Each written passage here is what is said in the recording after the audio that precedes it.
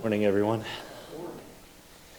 Good to see you all out this morning to worship the Lord and to learn from His Word today. Our passage that we'll be beginning with here in the Old Testament is going to be Exodus chapter 17. So if you want to go there first, that's where we will begin.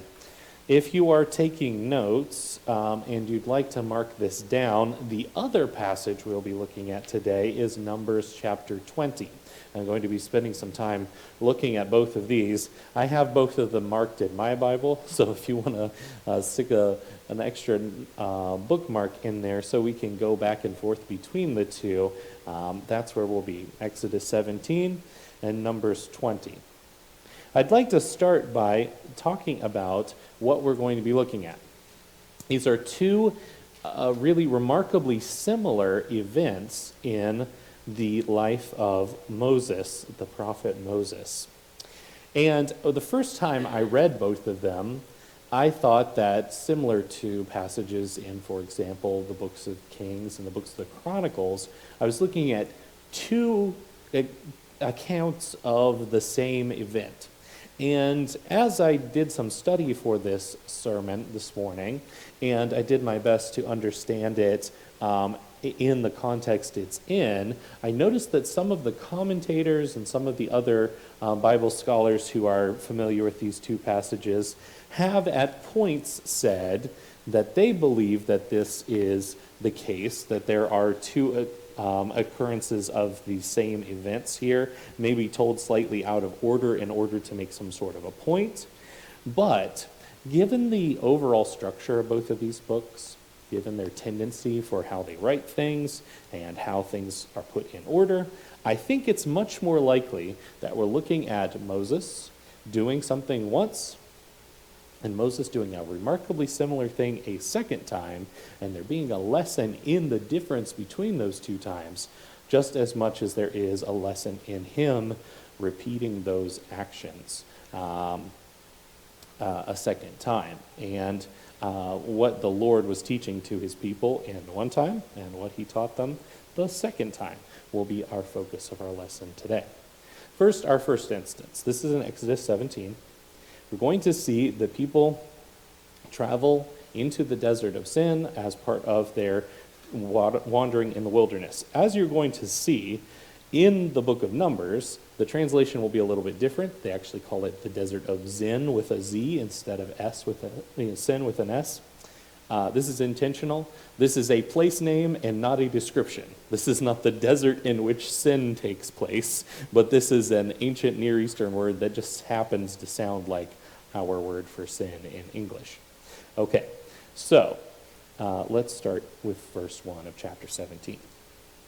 The whole Israelite community set out from the desert of Sin, traveling from place to place as the Lord had commanded. They camped at Rephidim, but there was no water for the people to drink. So they quarreled with Moses and said, "Give us water to drink." Moses replied, "Why do you quarrel with me? Why do you put the Lord to the test?" But the people were thirsty for water there, and they grumbled against Moses. They said, "Why did you bring us up out of Egypt to make us and our children and our livestock die of thirst?" Then Moses cried out to the Lord, "What am I to do with these people? They are almost ready to stone me." The Lord answered Moses, "Go out in front of the people. Take with you some of the elders of Israel, and take in your hand the staff with which you struck the Nile, and go. I will stand there before you by the rock at Horeb. Strike the rock, and water will come out of it for the people to drink."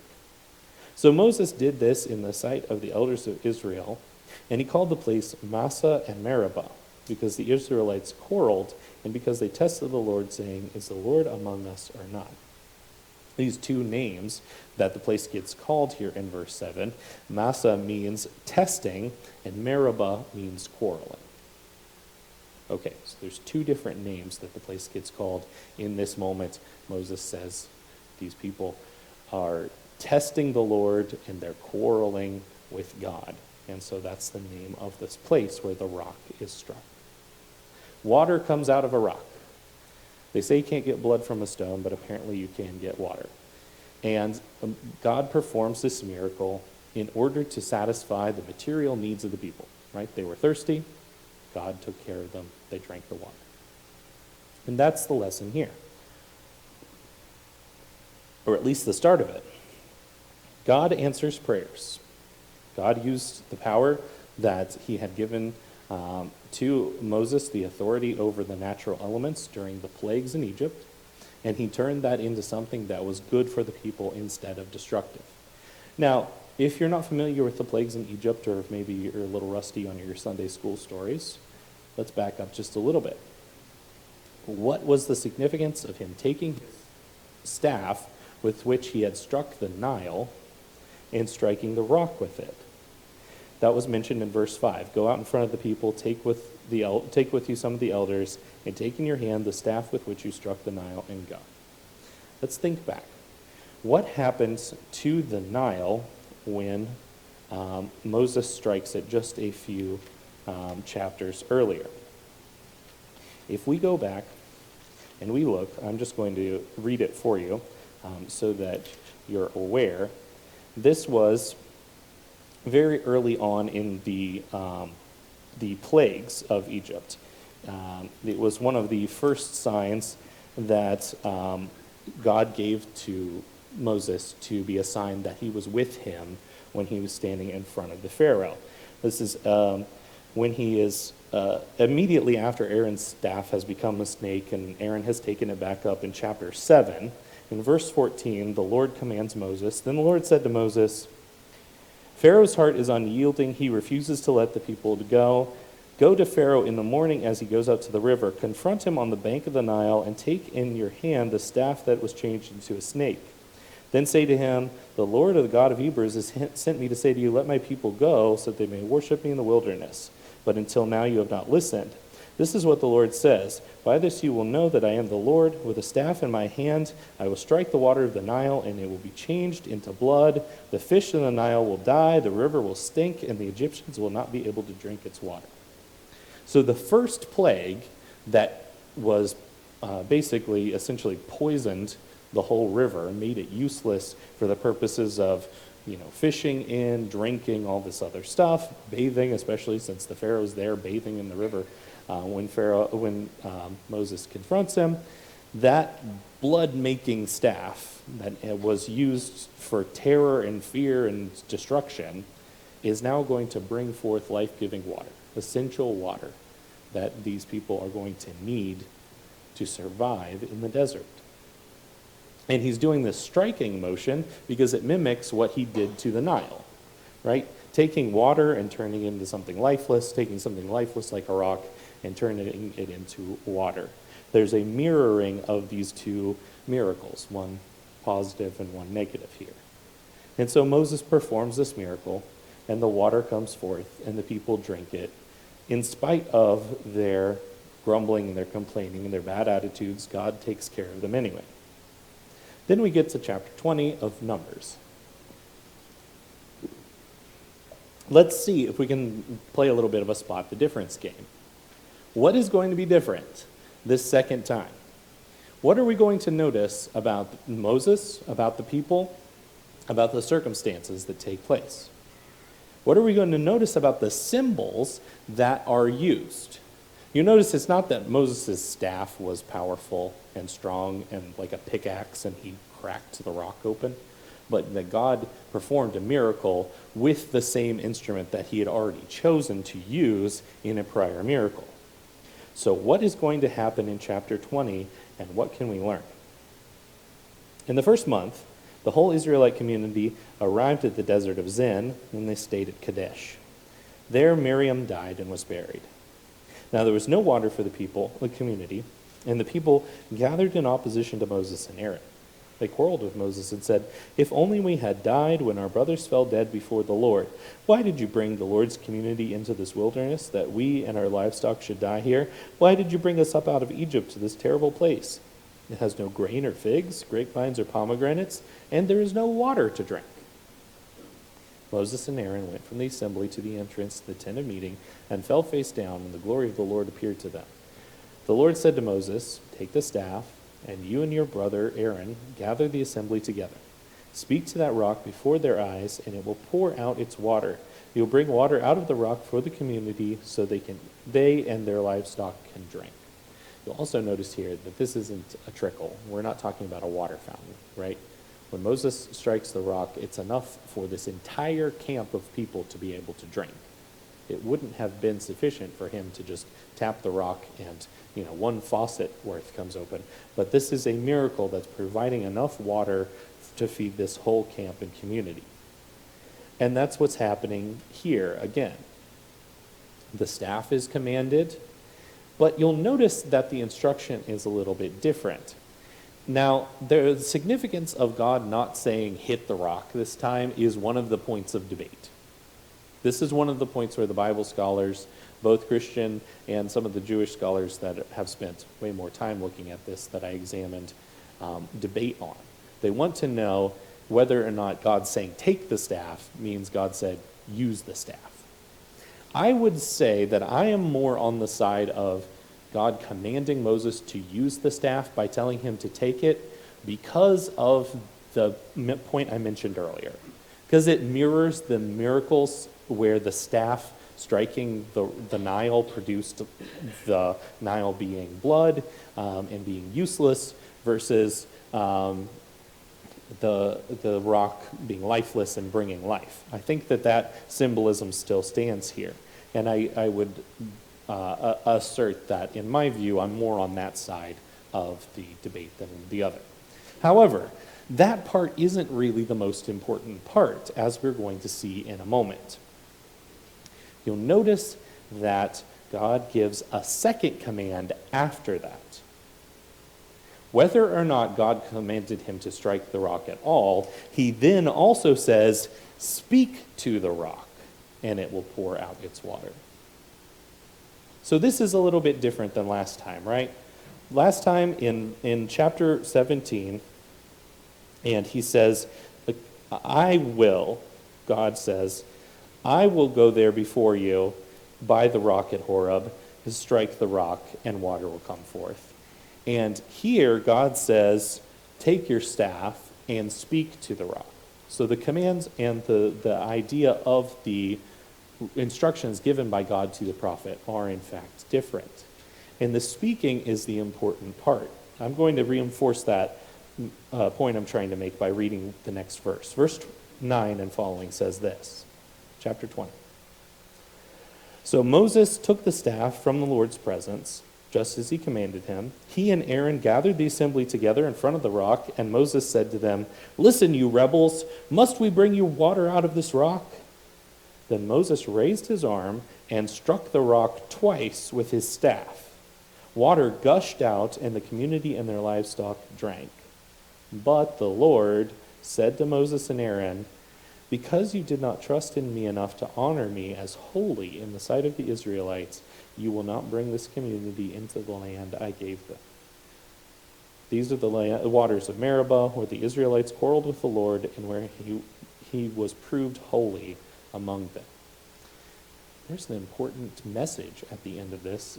Something different has happened.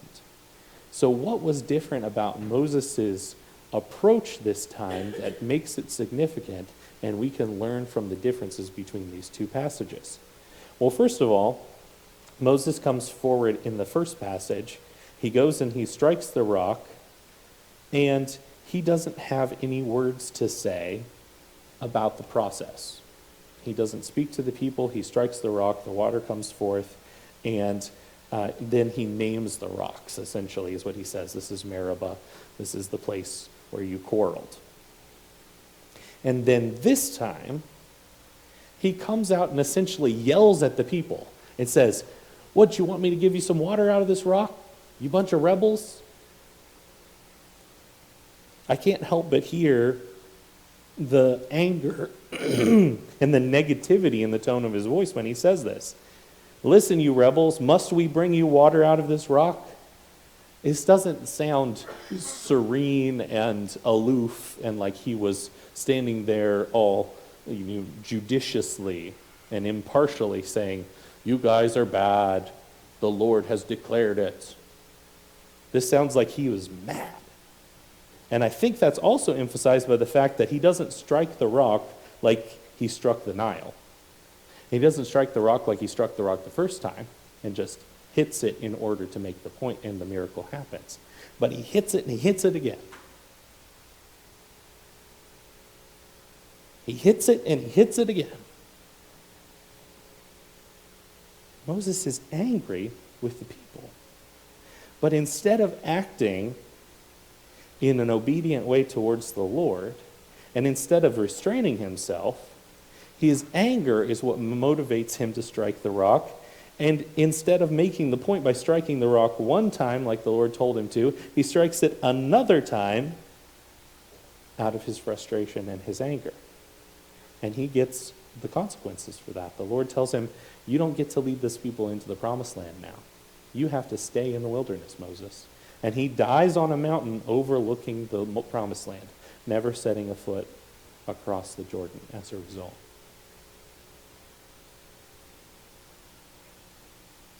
Who was it that made the water come from the rock? Obvious question, maybe, but worth thinking about. Was Moses responsible for the water coming from the rock? Either time. No, it wasn't Moses. It wasn't the staff either. The staff didn't have any magical properties. It wasn't a special staff, except that it was involved in all these important things, turning into a snake, budding out, and growing new shoots. That was actually in the chapter, I believe chapter 16, right before the water from the rock here, or maybe it's the chapter before this. Anyway, the budding staff is right around the same time frame here. It wasn't part of my lesson, so that's what I get for trying to ad-lib. But the point I'm trying to make is this staff is significant in history. It gets put into the ark as a symbol of God's being with his people, but it is not anything but a piece of wood. No, it was God. It was God who made this happen. It was the Lord who made water come from the rock. Because it was the Lord who made the Nile turn to blood. It was the Lord who separated the Red Sea and let them part on dry land. It was the Lord who brought the quail down and the manna down from heaven. It was the Lord who sustained and built up this people while they went through this wandering in the wilderness. It was the Lord. So what is the point of having this happen twice? Well, number one, it shows just how much wandering around these people were doing. They came to this rock, they wandered around, and they came back again, found themselves thirsty all over again. And the interesting part about this is neither party involved learned their lesson, really. Now, Moses loses his temper with the people multiple times. And understandably so. They're a bunch of whiners. He has to put up with them for 40 years wandering around in the desert. And if you had these people with you for 40 years, I think you'd be upset too. But the important part about this is he has a role to play. He has a job to do. He has an office that he is fulfilling as the prophet of the Lord's people, and as the ones who he has now been made responsible for. He has to treat them in a certain way in his official role, in his official capacity. Now, does that mean Moses isn't a human and he can't get upset with them? Like I said, I think he's pretty justified in his feelings, but his actions and his words were disobedient.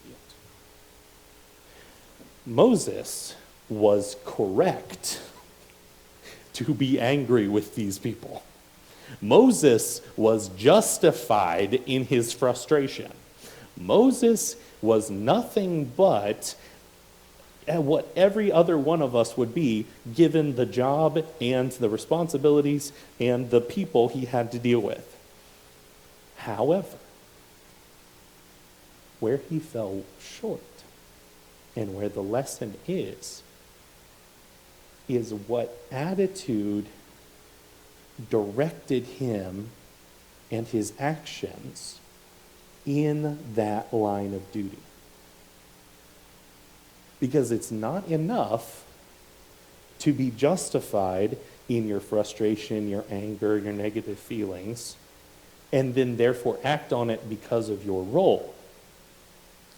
God gives us a responsibility and a duty of our own to act in accordance with the way he wants us to behave. And he puts it to Moses in a very particular way. Let's listen again to the words that God gives to Moses in response. Now, this is a big punishment, right?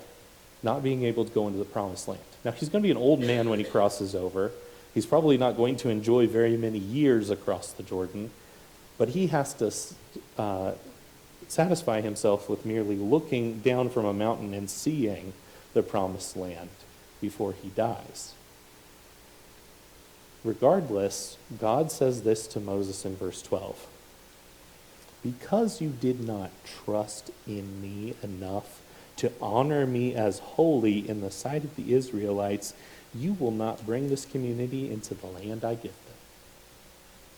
Because you did not trust in me enough to honor me as holy in the sight of these Israelites. You didn't have enough faith to treat the Lord as holy in your job as the holy man of the Lord.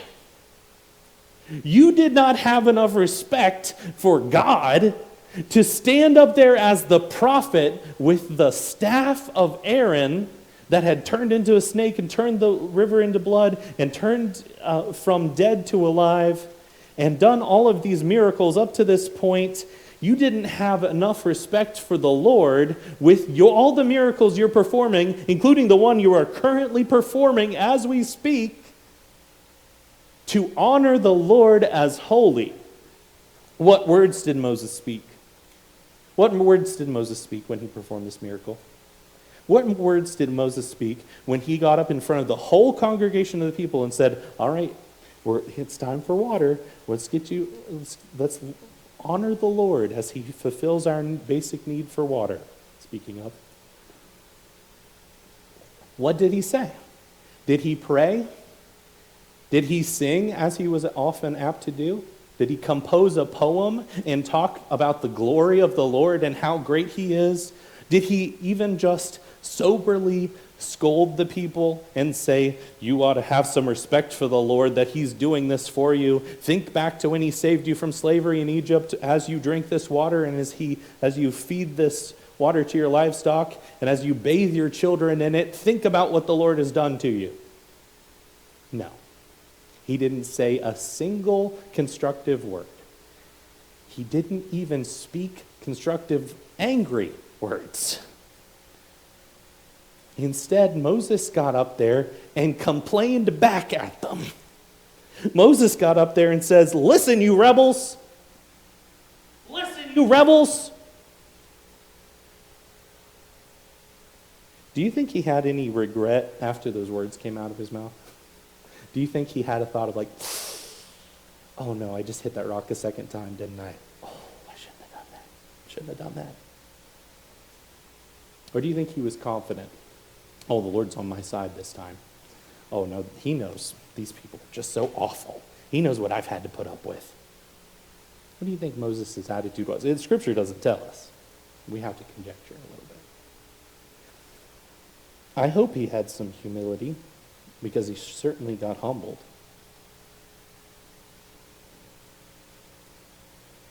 But the lesson is important here because of what it ultimately ends up with. The ultimate consequence is important. You can be put into the most important calling by God himself. You can be given the gravest, most serious responsibility by the Lord. You can be trusted with immense responsibility and power and strength and miraculous ability here and afterwards. But if God disapproves of your attitude and your actions and the way you talk to people, you don't get to participate in his promises.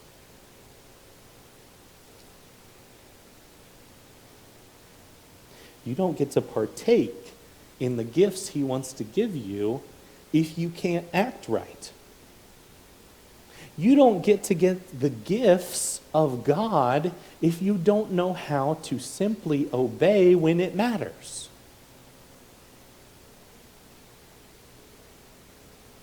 The point I want to make here is not that Moses sinned. There's sin everywhere. Every person has done it. That's the whole point. That's why we're here today. That's why many of us have been baptized. Because we recognize what sin does to your life. You need help with that. No problem. You understand. There's a solution through Jesus. The problem is, after you're already on the other side of that salvation, after you've already left Egypt, after you've already walked through the Red Sea, after you've already been drank from the rock once, don't come to the rock a second time and hit it twice. Don't come to the rock a second time and yell, "Listen, you rebels." Don't come to the rock a second time and grumble when you got mad at the people for grumbling the first time, so much so that you named it the rock where people grumble.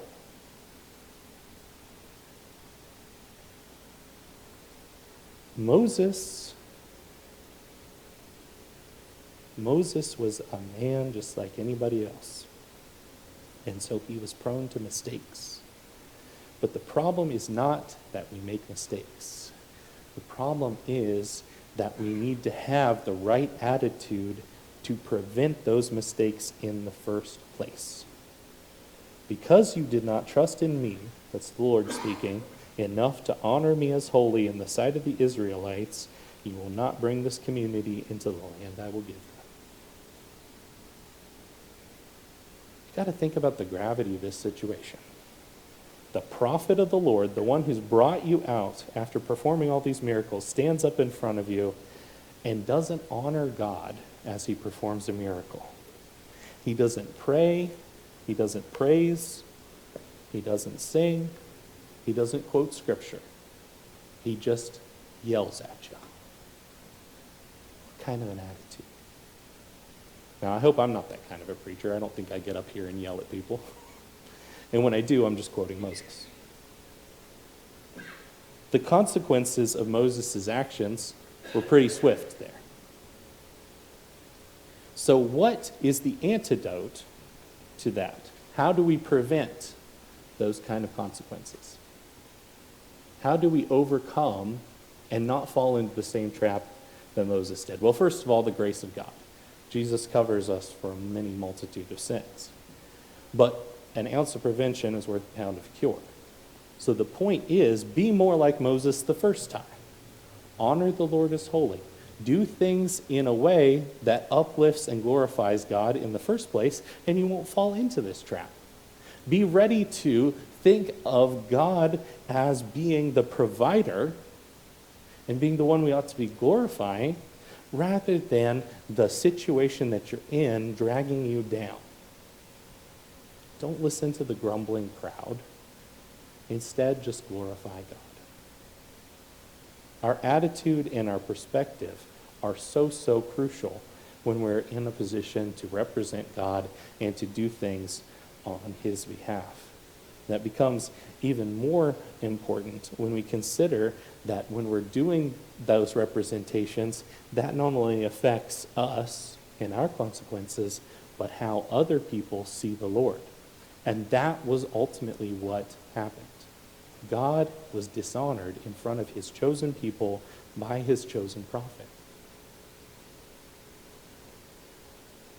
Our goal as Christians, as people who wear the name of Christ, ought to be to live in such a way that our attitude towards him shows that we regard him as holy and worthy of honor. I hope we can say that we've been conducting ourselves in such a way as we go throughout the rest of this week and indeed the rest of our lives. If you haven't started on that journey with Jesus, we'd invite you to come forward for baptism. But if you need prayers for restoration and encouragement, if we could help you with anything in any way, come forward now as we stand and sing.